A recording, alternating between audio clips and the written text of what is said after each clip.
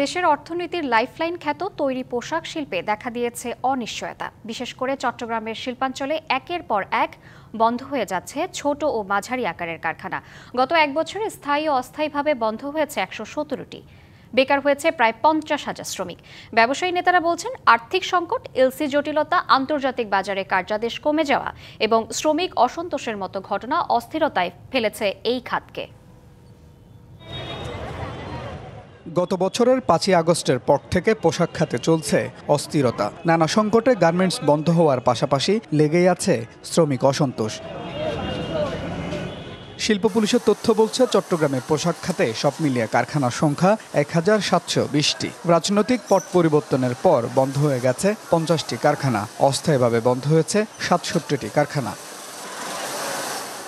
বন্ধ কারখানাগুলোর মালিকরা বেতন ভাতা পরিশোধ করলেও কাজ হারিয়ে দিশেহারা এসব কারখানার ৫০,০০০ শ্রমিক। দাঙ্গা হাঙ্গামা আন্দোলন চলতেছে পোশাক কারখানায়।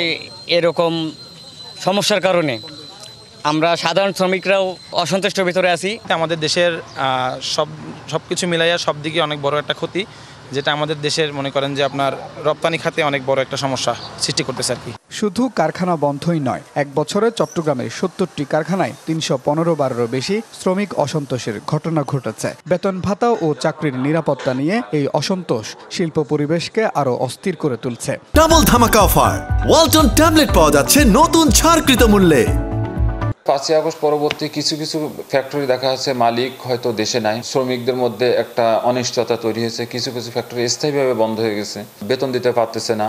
জেলা প্রশাসন সবাই মিলে সেখানে চেষ্টা করি যে সেই শ্রমিকদের যে বেতন পাওনা সেগুলো কিভাবে আদায় করা যায়। সেক্ষেত্রে আমরা বেবজারও পরামর্শ নিই। ব্যবসায়ী নেতাদের দাবি, আর্থিক সংকট, এলসি জটিলতা, আন্তর্জাতিক বাজারে কার্যাদেশ কমে যাওয়া এবং শ্রমিক অসন্তোষ পোশাক খাতকে অস্থিরতার মধ্যে ফেলেছে।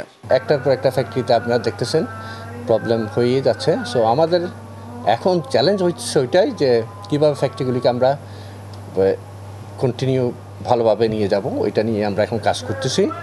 তো আশা করতেছি, আমরা তো এখন হোপফুল যে এই সমস্যা ইনশাল্লাহ কাটাই উঠব। নীতিগত সহায়তা, আর্থিক নিশ্চয়তা ও এলসি জটিলতার নিরসন না হলে পোশাক কারখানা বন্ধের মিছিল আরও দীর্ঘ হওয়ার শঙ্কা ব্যবসায়ীদের। Mujibul Haque, DBC news, Chittagong.